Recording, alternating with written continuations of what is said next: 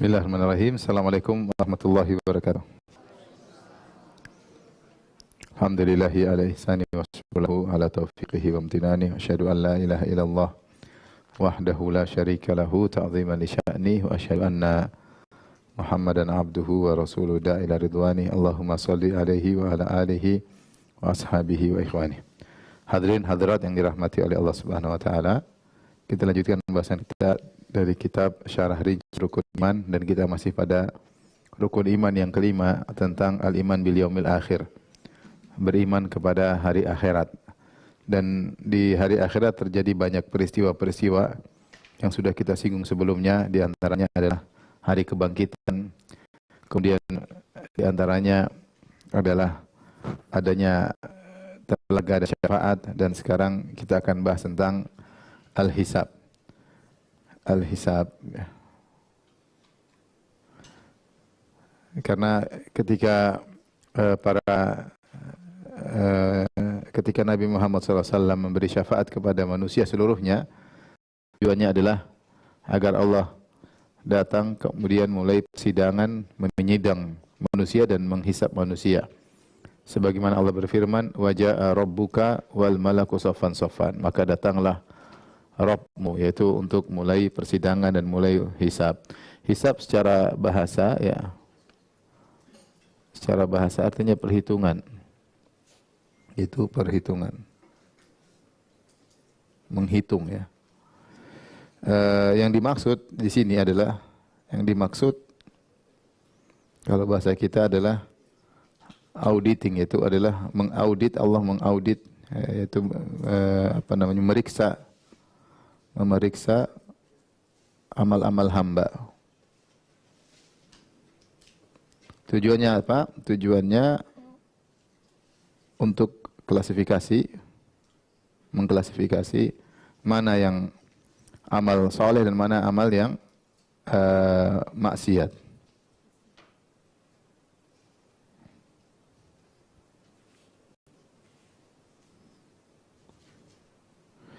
Mana amal-amal soleh dan mana amal-amal maksiat.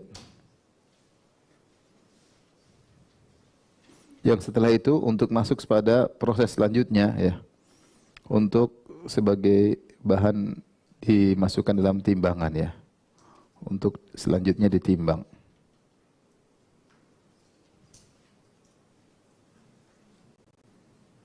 Ditimbang oleh Allah Subhanahu wa taala di Al-Mizan. Tapi ini inti daripada al-hisab.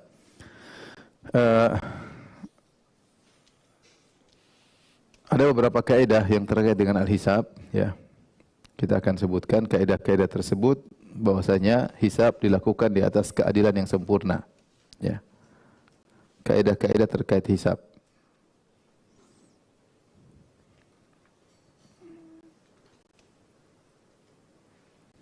Yang pertama, bahwasanya dibangun di atas keadilan yang sempurna.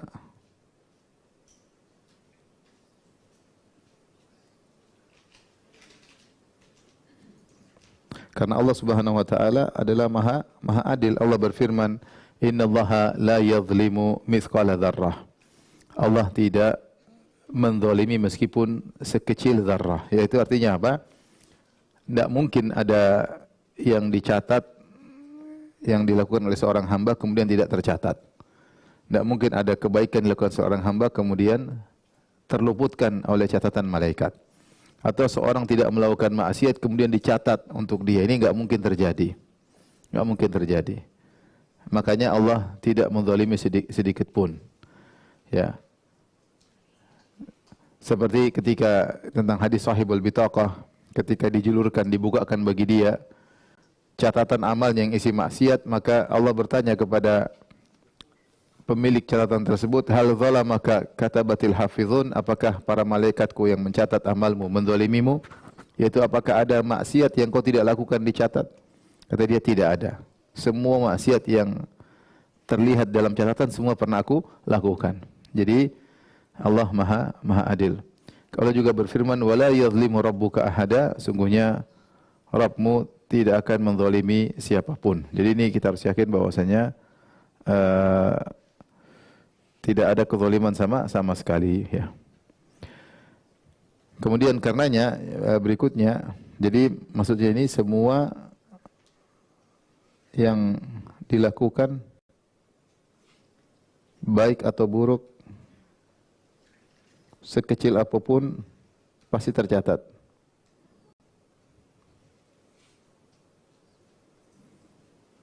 Pasti tercatat, tidak ada yang luput. Yang terluput. Makanya kata Allah Subhanahu wa taala, "Wudhi'al kitabu", ketika dibuka catatan amal. Fataral mujrimina mushfiqina mimma fih, maka kau akan lihat bagaimana para pelaku maksiat takut dengan isi catatan amal tersebut. Wa yaquluna ya wailatana wa yaquluna ya wailatana ma li hadzal kitab. Ma li hadzal kitab la yughadiru saghiratan wala kabiratan illa ahsaha. Kitab apa ini? Tidak ada yang terluputkan, besar maupun kecil semuanya tercatat. Makanya dalam hidup ini kita jangan meremehkan kebaikan sekecil apapun dan jangan meremehkan kemaksiatan sekecil apapun. Karena Allah Maha Adil, semua tercatat secara sempurna. Rasulullah mengatakan misalnya, la tahqiranna minal ma'rufi syai'an walau an talqa akhaka biwajhin talik. Jangan kau remehkan kebaikan sedikit pun, meskipun hanya sekedar bersenyum ketika bertemu dengan saudara. Kita senyum itu dapat pahala. Sebaliknya jangan kau remehkan kemaksiatan sedikit pun, meskipun hanya lirikan mata, karena Allah mengatakan ya'lamu kha'inatal a'yun, Allah mengetahui pengkhianatan lirikan mata. Maka semua hisab dibangun di atas keadilan. Yang kedua, sebagai penekanan, tidak ada yang menanggung dosa orang lain. Tidak ada yang menanggung dosa orang lain.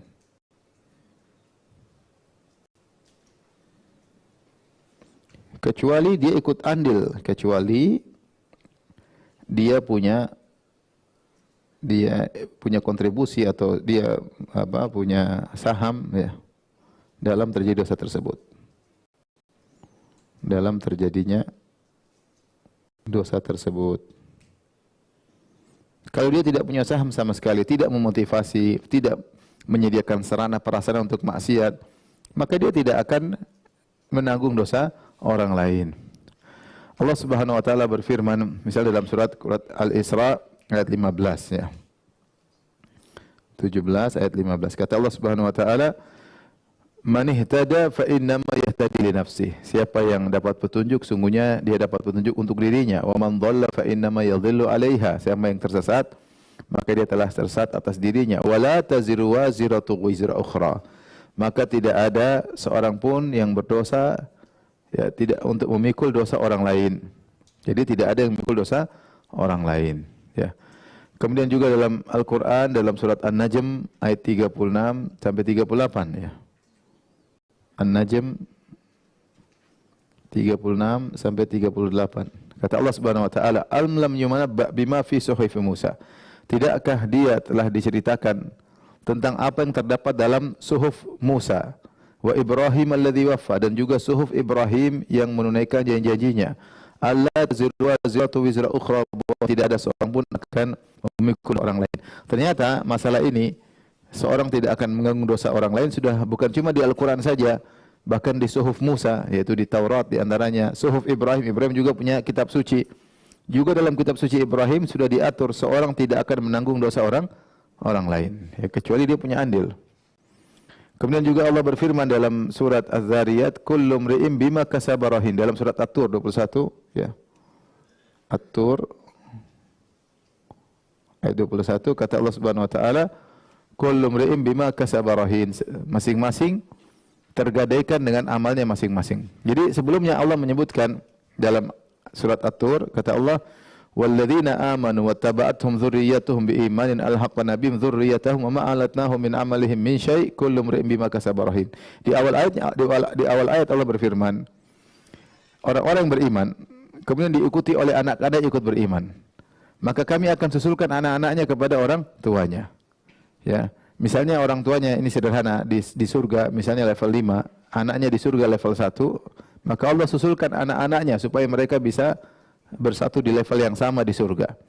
Wa ma alatnahum min amalihim min syai'. Tetapi kami tidak mengurangi pahala orang tuanya.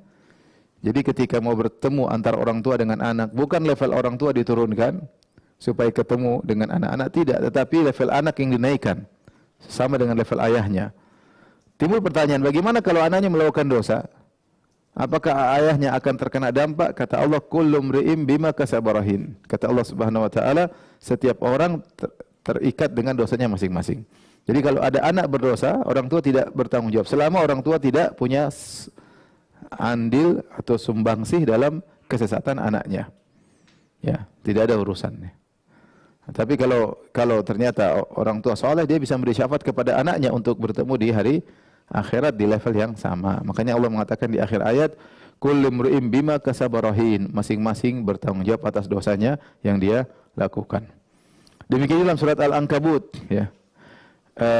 Atau surat An-Nahl ayat 25. Surat An-Nahl 16 ayat 25. Kata Allah Subhanahu wa taala, liyahmilu awzarahum, beda ya. Jadi yang ini berikutnya, kecuali jika dia punya saham. Kecuali jika punya saham. Jika punya saham, perhatikan, maka ikut menanggung. Ikut menanggung. Di antaranya dalam surat An-Nahl ayat 25. Kata Allah Subhanahu wa taala, liyahmilu awzarahum kamilatan yaumal qiyamah. Mereka hendaknya memikul dosa-dosa mereka pada hari kiamat secara sempurna. Dosa-dosa mereka pikul. Wa min awzaril ladzina yudhillunahum bighairi ilm. Demikian juga dosa-dosa orang yang mereka sesatkan. Jadi kalau seorang menyuruh orang lain ngajari maksiat, orang lain ikut, maka dia juga ikut nanggung dosanya. Allah Maha Adil. Kenapa? Karena kau punya sumbangsi dalam orang lain. Ya. Ngajari orang lain untuk maksiat, ngajari orang lain untuk menipu, ngajari orang lain untuk dusta, untuk misalnya membuka aurat dan yang lainnya, maka dia juga ikut menanggung, ya. Makanya sungguh menyedihkan kalau orang-orang yang kemudian para wanita muslimah yang kemudian membuat fashion baru yang kemudian dia jadikan model, di mana fashion tersebut terbuka aurat, kemudian diikuti oleh banyak wanita.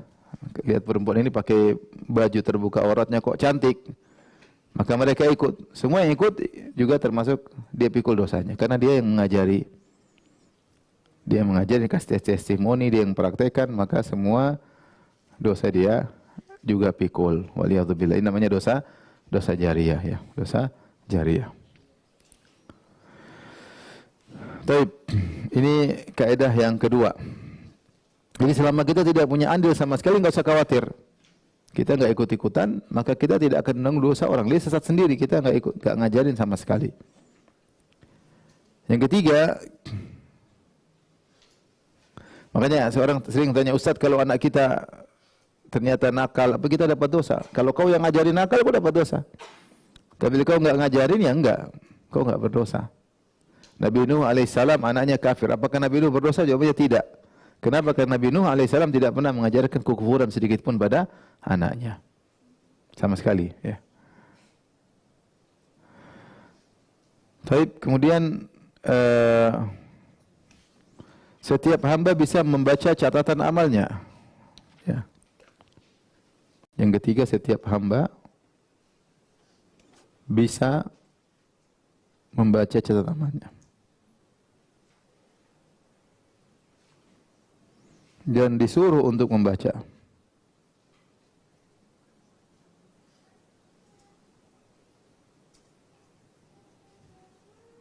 Amalnya. Allah Subhanahu wa taala berfirman dalam surat Al-Isra ayat 13. Perhatikan kata Allah Subhanahu wa taala, "Wa kullu insanin alzamnahu ta'irahu fi unuqih."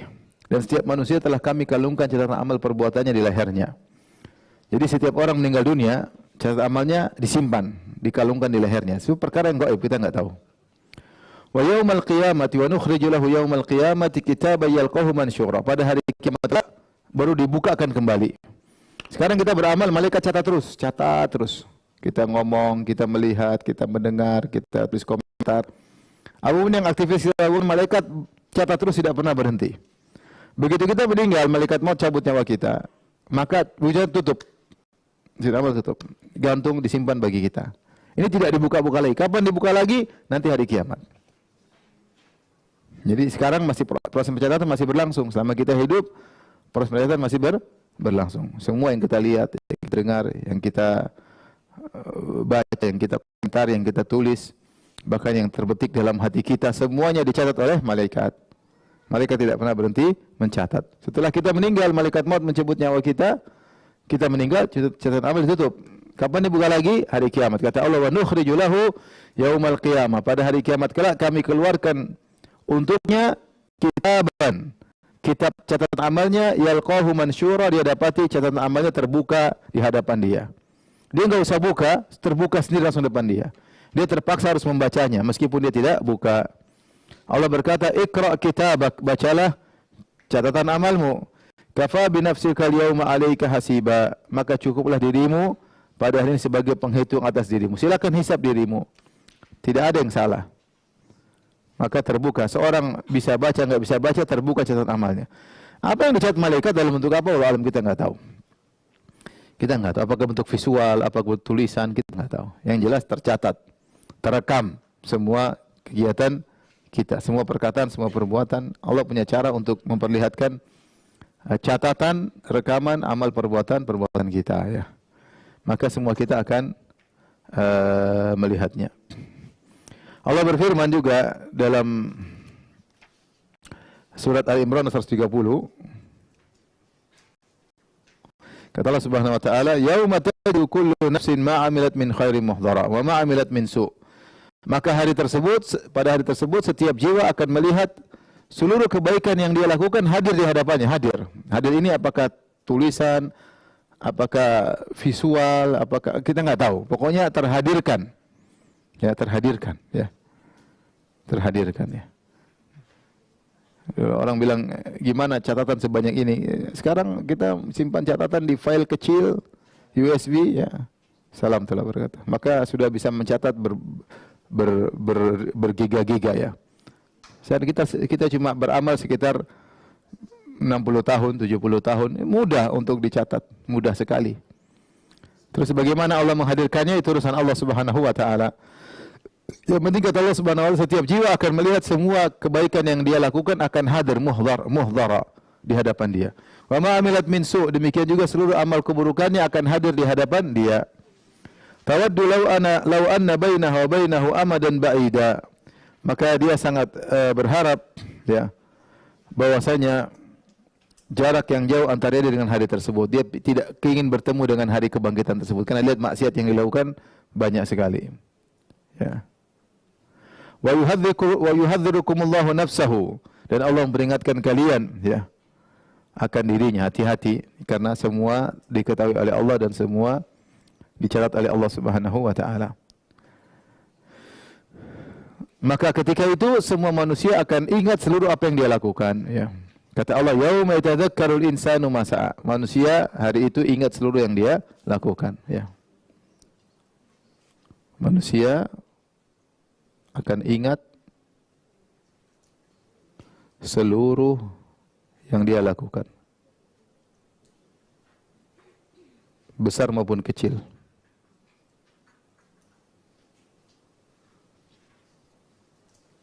Sekarang banyak kebaikan yang mungkin kita lakukan, kita lupa banyak. Banyak, ya. Maksiat yang kita lakukan lebih banyak lagi yang kita lakukan. Saya ketemu orang, Ustaz pernah ngetraktir saya makan, waduh saya lupa. Kalau kamu yang traktir saya ingat. Saya lupa, ya. Itu mungkin kebaikan, ya, saya lupa, ya. Sebagaimana kita melupakan kebaikan, banyak kemaksiatan juga kita lupakan. Yang kita ucapkan. Saya sering bilang, kita saja kalau disuruh sebut siapa orang yang pernah kita gibahi, kita udah lupa. Terlalu banyak yang kita gibahi. Terus gibah apa yang kita ucapkan sama dia pun kita lupa. Ya. Bertanya berapa banyak film yang sudah kita nonton, di situ lihat wanita terbuka auratnya banyak. Jangan lupa ceritanya. Tapi kita pernah nonton dulu ya, berseri-seri. Situ wanita terbuka aurat kita nonton. Kan tidak boleh laki lihat aurat wanita. Boleh tidak? Tidak. Ibu kalau ditanya berapa film Korea sudah nonton, lupa juga. Film India ya. Oleh karenanya semua akan ingat karena semua akan diperlihatkan, kecil maupun besar. Ya, maka ini hari yang sangat mengerikan. Kenapa? Bukan sekedar lihat, karena di balik ini ada penentuan surga atau neraka. Di balik ini ada penentuan level di surga maupun level di neraka berdasarkan catatan amal tersebut. Makanya Allah menyebutkan bagaimana orang pelaku dosa ketakutan. Wa yaquluna ya wailatana ma li hadzal kitabi la yughadiru saghiratan wala kabiratan illa ahsaha. Berkatalah para pelaku maksiat, celaka kita. Kitab apa ini? Tidak ada yang terluput darinya, yang besar maupun kecil semuanya tercatat. Allah mengatakan ahsahullahu wa nasuh. Semuanya sementara mereka lupa. Oleh karenanya ini kenyataan pahit bahwasanya pada hari tersebut yauma yatadzakkarul insanu ma sa'a. Semua akan mengingat apa yang pernah dia lakukan. Kemudian yang berikutnya, yang keempat, dihadirkan para saksi.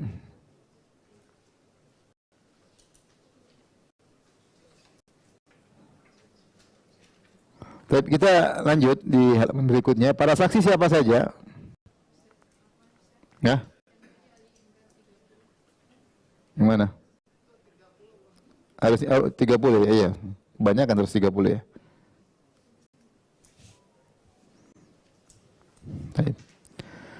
Kita lanjutkan. Berikutnya para saksi yang dihadirkan dalam proses hisab. Tentu yang pertama adalah Allah sendiri menjadi saksi. Allah sendiri adalah saksi.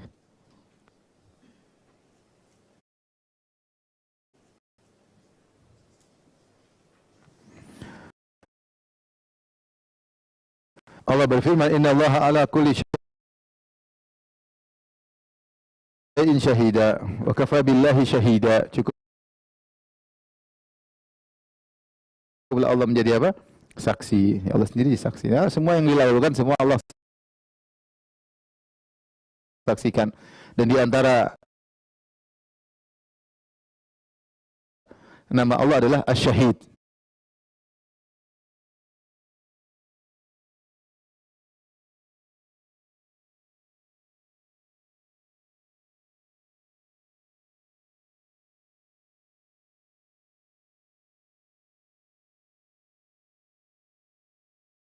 Asy-Syahid. Kita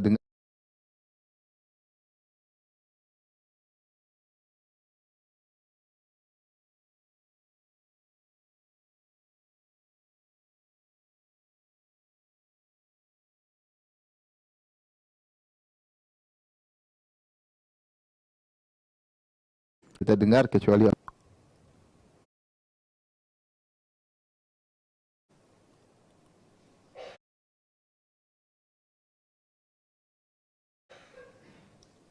kata Allah,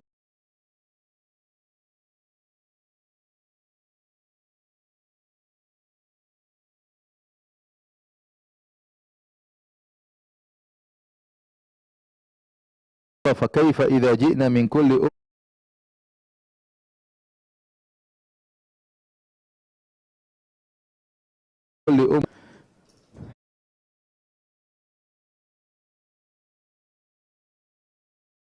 ya. Nanti ketika para rasul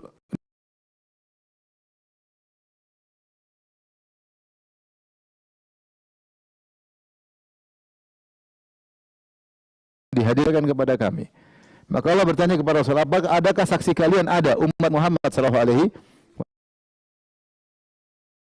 wasallam. Jadi umat Muhammad sallallahu alaihi wasallam menjadi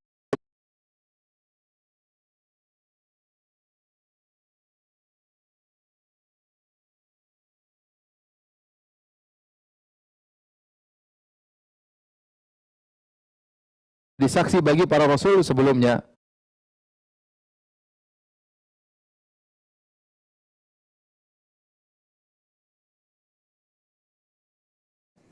Karena umat-umat Hud adalah 18. Wa yaqulul ashhadu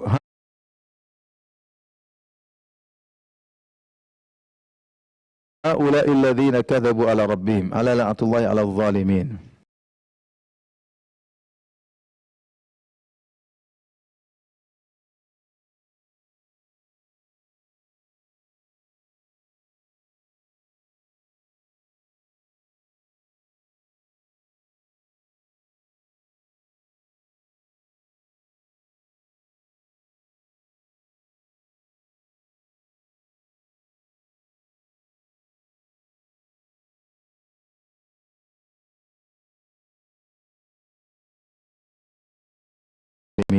Disebut insanu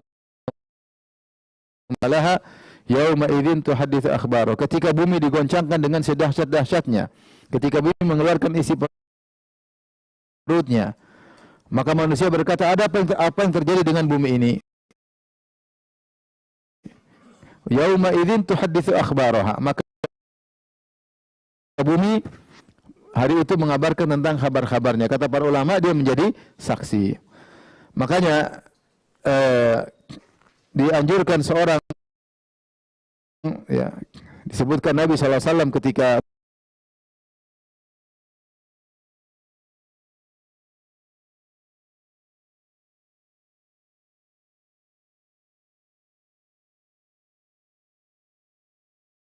sholat Id, Rasulullah SAW bakalan lari.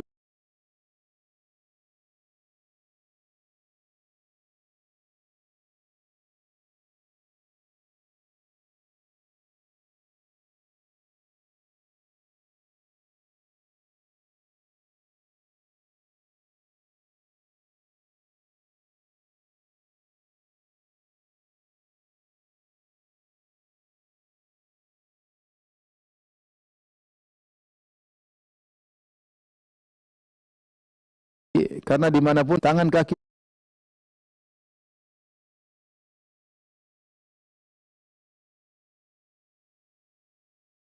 dari ini kami tutup mulut mereka. Jadi mulutnya orang kafir ini mengingkari, Allah tutup. Sudah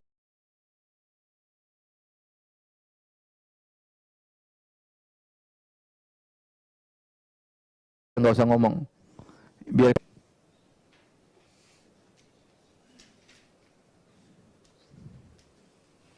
demikian dalam surat An-Nur juga saya jadikan ayatnya.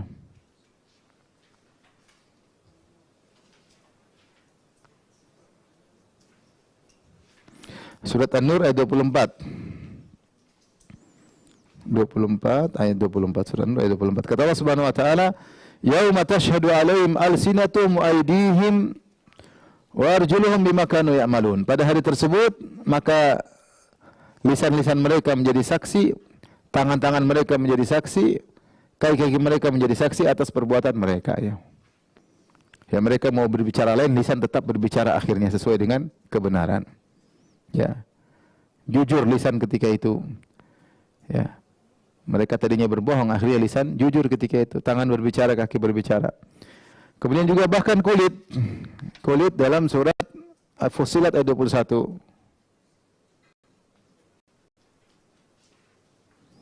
Kata Allah Subhanahu wa taala, "Wa qalu li juludihim lima syahidtum alaina." Mereka berkata kepada kulit-kulit, "Kenapa kalian menjadi saksi untuk menghantam kami?" Qalu antaqana Allahu alladhi antaqa kulla syai'. Kulit-kulit berkata, Allah telah menjadikan kami bisa berbicara. Dialah yang telah menjadikan segala sesuatu bisa berbicara. Maka kulit-kulit jadi saksi bahwasanya kamu pernah begini, dia mengingkari kulit-kulit, jadi debat antara dia dengan kulit-kulitnya. Kulit-kulit berbicara. Jadi saksi banyak, ya. Kalau kulit supaya jadi saksi, kalau maksiat kulitnya dilepas. Enggak jadi saksi. Kalau selama kau bermaksiat, ada kulitmu akan berbicara pada hari kiamat. Kalau tidak mau tangan jadi saksi ketika bermaksiat, jangan pasang tanganmu, ya. Jangan pasang kakimu. Maka saksi banyak. Saksi banyak. Maka seorang tidak bisa kabur ketika hari itu. Percuma. Dia disidang oleh Allah yang Maha mengetahui segalanya. Ini semuanya untuk mempermalukan sebenarnya. Allah sendiri jadi sudah cukup. Allah sudah tahu isi semuanya, isi buku tersebut Allah sudah tahu. Makanya dikatakan wa huwa sari'ul hisab. Allah hisabnya cepat karena Allah sudah tahu isinya. Bukan laporan baru Allah tahu, Allah sudah tahu semuanya. Cuma ini untuk mempermalukan sang hamba. Maka saksinya banyak. Nih, mau ngapain lagi? Hujah sudah ditegakkan, argumentasi sudah ditegakkan. Dia nggak bisa berkutik, tidak bisa lari. Karena semua telah ditegakkan hujah, saksi pun dihadirkan. Baik, kaidah berikutnya, ini tadi yang keberapa? Yang keempat ya? Yang keempat. Kita lanjut yang kelima.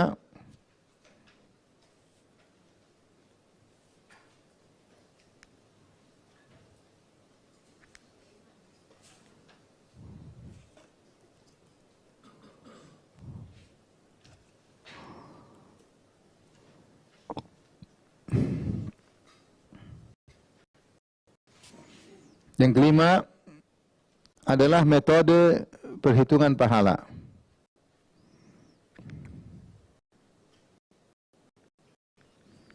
Pahala dan hisab, pahala dan maksiat. Kalau dosa, satu dosa dihitung satu. Kalau pahala, satu pahala bisa dihitung minimal 10 kali lipat. Minimal 10 kali. Atau 700 sampai hingga 700 kali. Bahkan lebih daripada itu.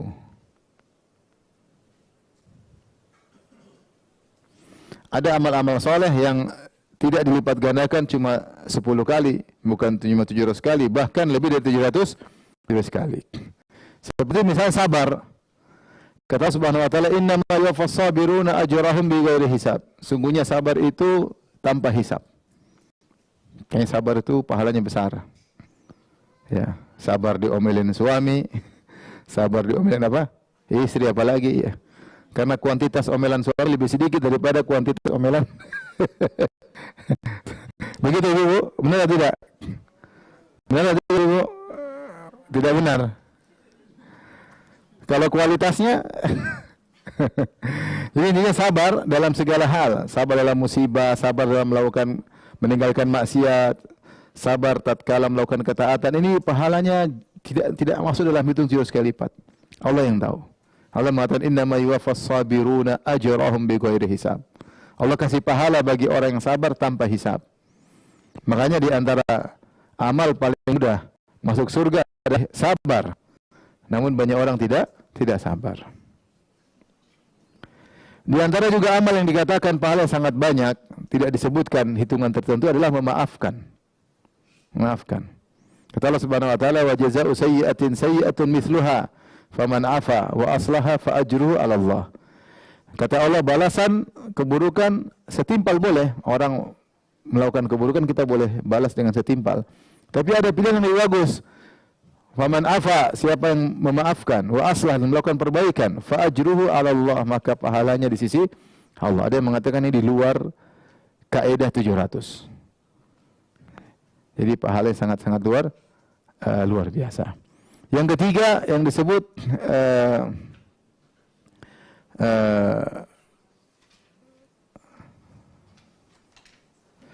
tapi ini di antara dua amalan yang pahalanya sampai lebih dari 700 kali lipat, di antaranya sabar dan memaafkan.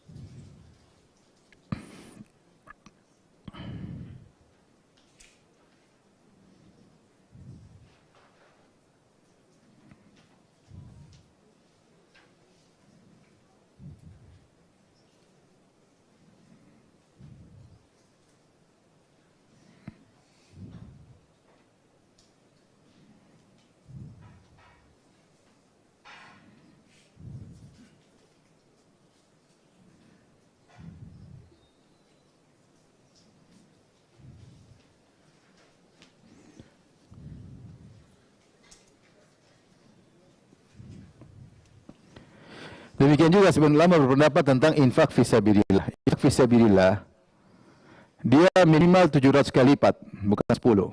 Dia minimal 700 kali lipat dan bisa lebih daripada itu. Infak fisabilillah dia minimal 700 kali lipat dan bisa lebih daripada itu. Artinya kalau dosa cuma dihitung satu. Makanya kalau orang dihisab dan ditimbang ternyata dosa yang lebih banyak, itu orang sudah terlalu parah. Iya enggak? Terlalu parah. Artinya dia berbuat kebaikan satu kali sama dengan kalau dihitung di timbangan sama dengan 10 kali maksiat, paham?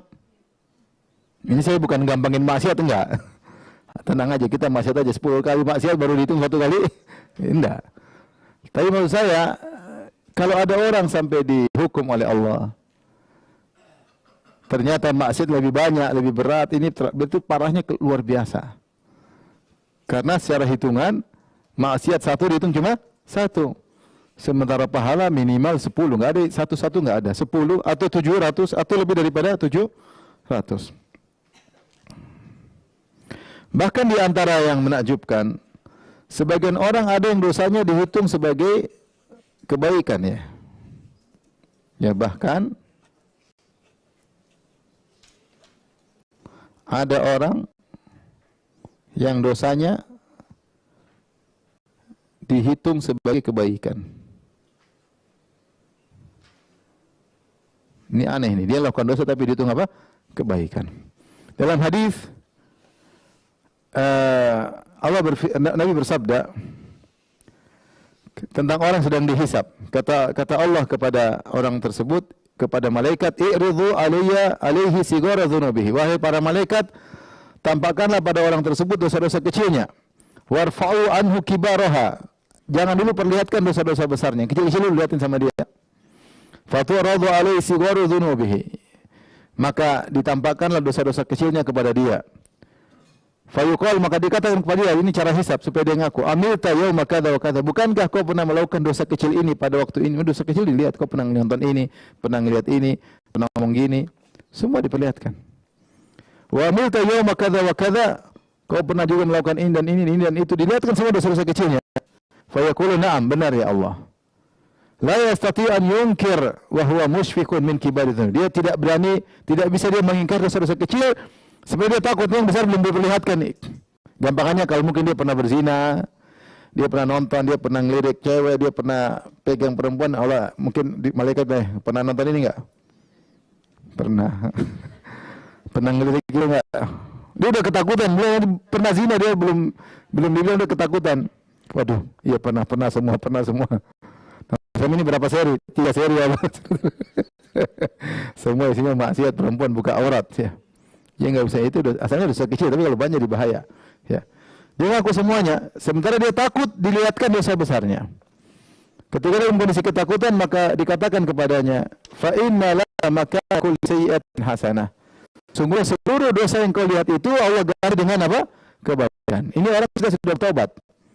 Ini orang yang bertobat dihisab oleh Allah Subhanahu wa taala. Dia pernah bertobat dosa-dosa kecilnya, semua dosa fudul tentang rapat untuk menolong orang zalim di rumahnya Abdullah bin Jud'an. Maka dia banyak melakukan kebajikan. Aisyah bertanya kepada Nabi, "Ya Rasulullah, Abdullah bin Jud'an kana yakri dhaif, kana yut'im at'am, yasilur rahim." Dia dulu waktu zaman dulu suka kasih makan fakir miskin, suka menjamu tamu, suka jamu silaturahmi. Hal yanfa'u dzalik, apakah bermanfaat amal salehnya sementara dia meninggal kondisi musyrik?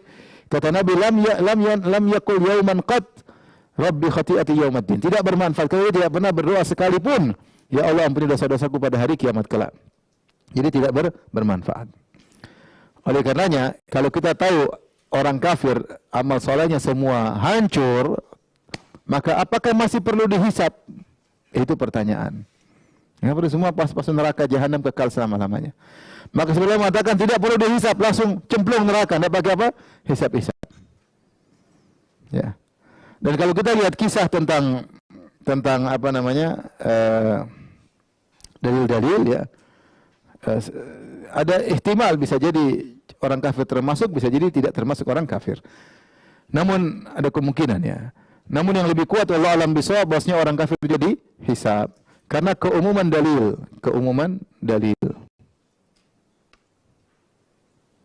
Bahwasanya akan dihisab. Allah datangkan ayat-ayat bahwasanya bagaimana Misalnya fatarul mujrimina musyfiqina mimma fih. Maka orang-orang mujrimin itu bisa jadi pendosa, bisa jadi orang kafir, ketakutan melihat apa yang mereka lakukan, terhadirkan semua dalam catatan amal mereka. Tapi kalau mereka dihisab, apa fungsinya hisab tersebut? Di antara fungsi hisab orang kafir adalah untuk mempermalukan mereka, menghinakan mereka, untuk menegakkan hujjah,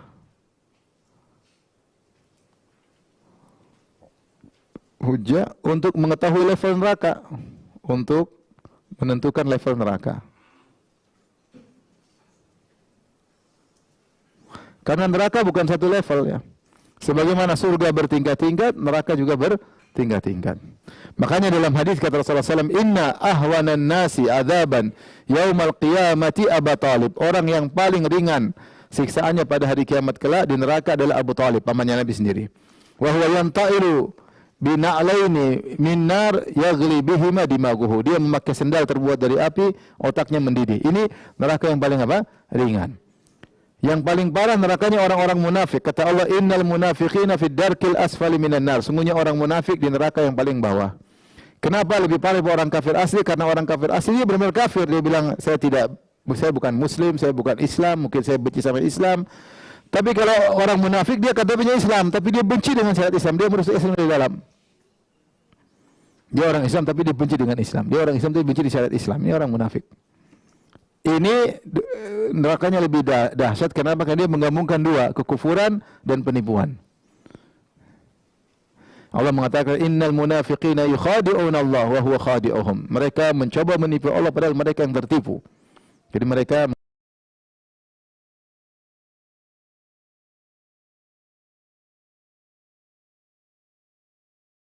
menggabungkan dua dosa, pertama kekufuran, kedua menipu.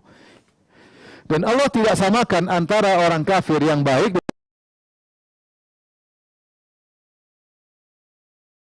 dengan orang kafir yang pelaku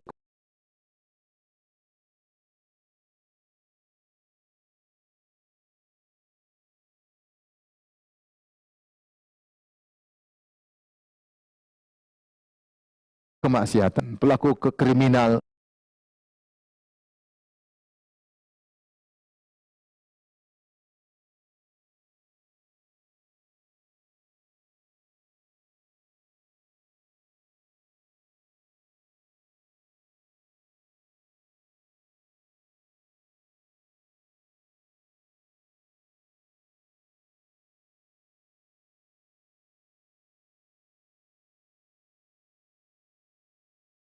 Kejam, tentu nerakanya.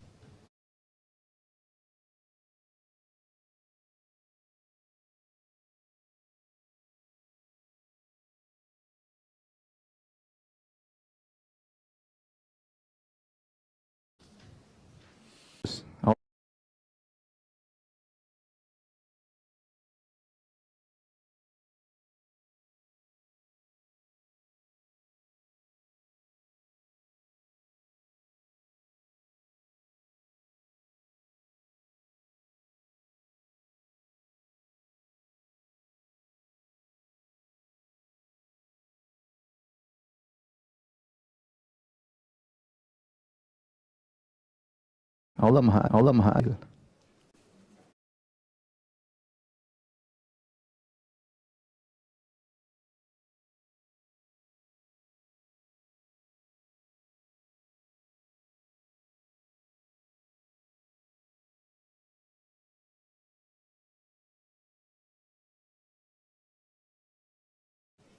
Ya, agar kita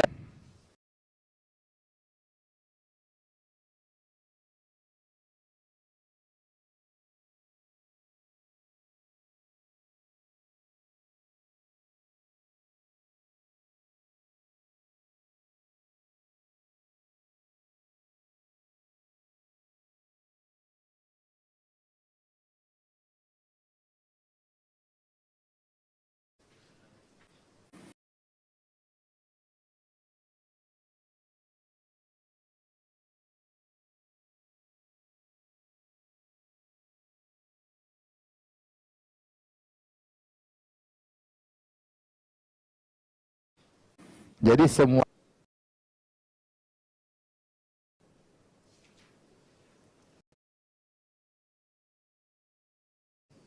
yang tentang janji yang pernah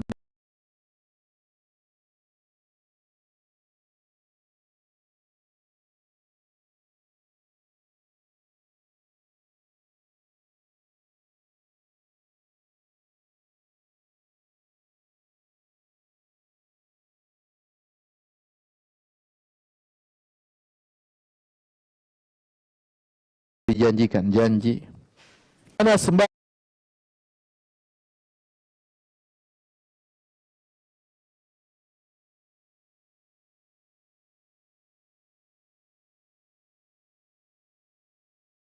sembahan berhala-berhala yang kalian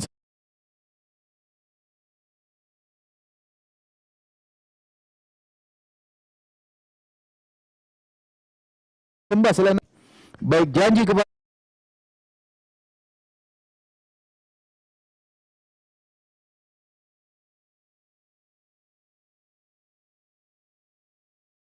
maupun janji kepada manusia. Hati-hati.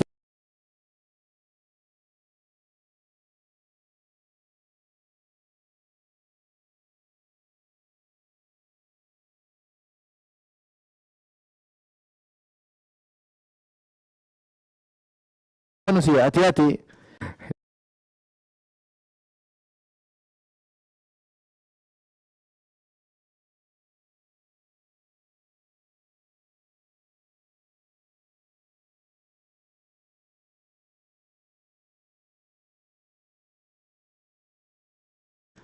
Dia ingin sama mereka ada yang berjanji, ya Allah kalau kau berikan kami rizki, kami akan bersedekah dan kami akan jadi orang soleh.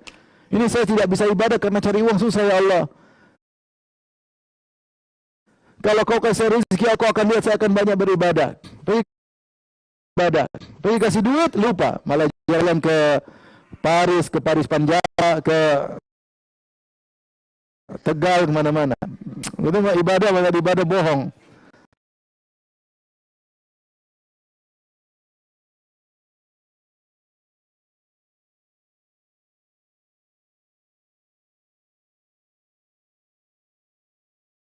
Bukannya sedekah Ta'ala.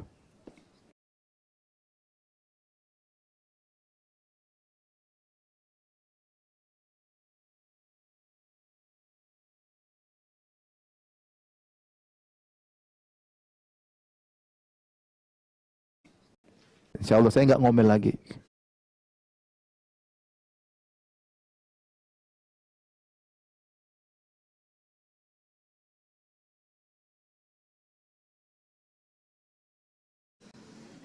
Ternyata di antara amal yang dihisab adalah penglihatan, pendengaran dan amalan hati. Penglihatan, pendengaran, amalan hati. Allah akan tanyakan ya. Kata Allah, la taqfu ma laysa laka bi'ilm. Inna sam'a wal basara wal fu'ada kull ulaika kana anhu mas'ula. Janganlah kalian mengikuti apa yang kalian tidak punya ilmu tentangnya. Sungguhnya pendengaran, penglihatan dan hati semua akan ditanya oleh Allah Subhanahu wa taala. Jadi kita juga ada hati ini tanya macam hati. Sini kan hati ada apa? Ada ikhlas, ada apa? Sabar. Ada apa lagi? Kalau amalan hati apa di antaranya? Tawakal. Ada juga misalnya apa? Taat kepada Allah, qanaah dan banyak dan lain-lain, qanaah dan lain-lain. Tapi ingat ada juga yang lain yang parah-parah, hasad. Apa lagi? Riya, ya. Ujub, ya, sombong.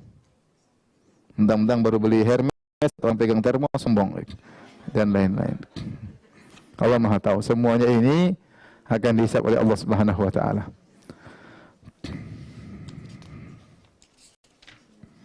Tapi yang ketiga yang akan dihisab adalah, atau yang kedua adalah tentang nikmat. Semua nikmat akan ditanya. Apa firman Allah dalam surat Al-Takatsur, "Tsumma latus'alunna yauma idzin 'anin na'im." At-Takatsur 8.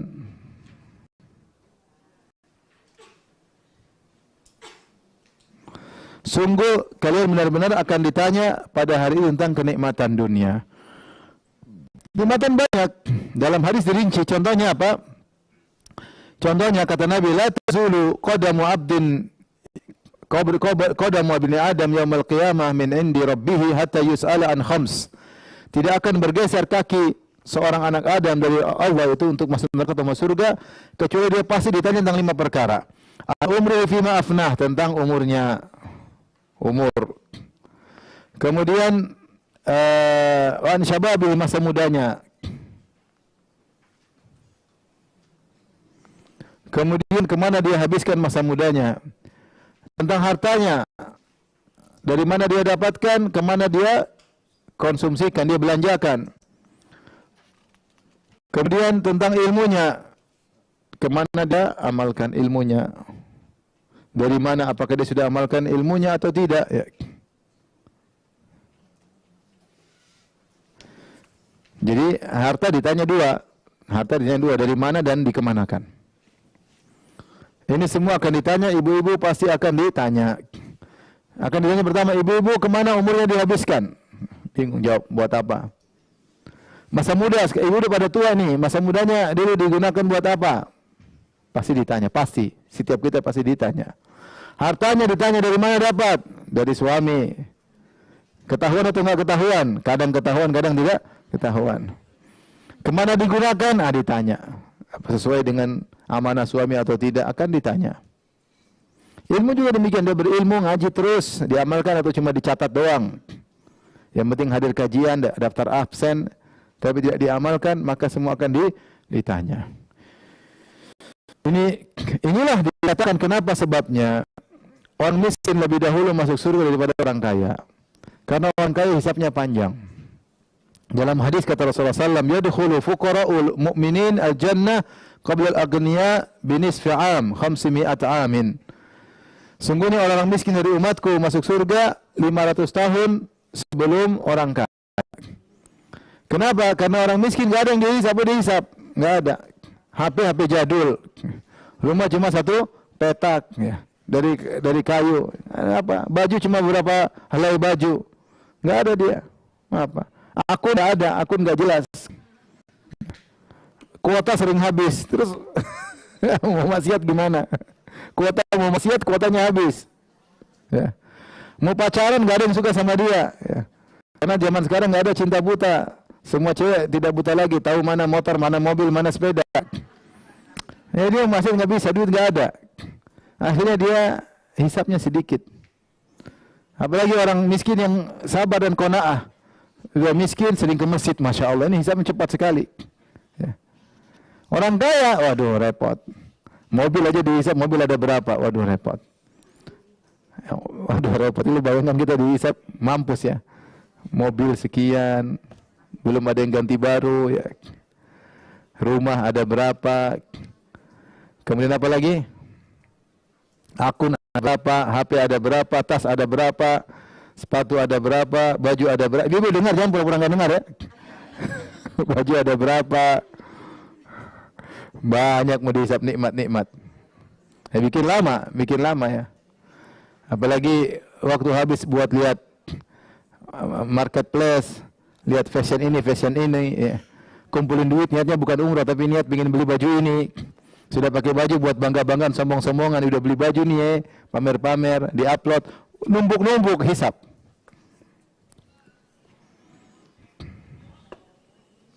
Ini belum hisap tentang suami, belum, ini baru baru tentang nikmat yang dimiliki. Maksudnya kasih gambaran bahwasanya hisap tentang harta itu di antara sebab kenapa orang miskin lebih dahulu cepat masuk surga.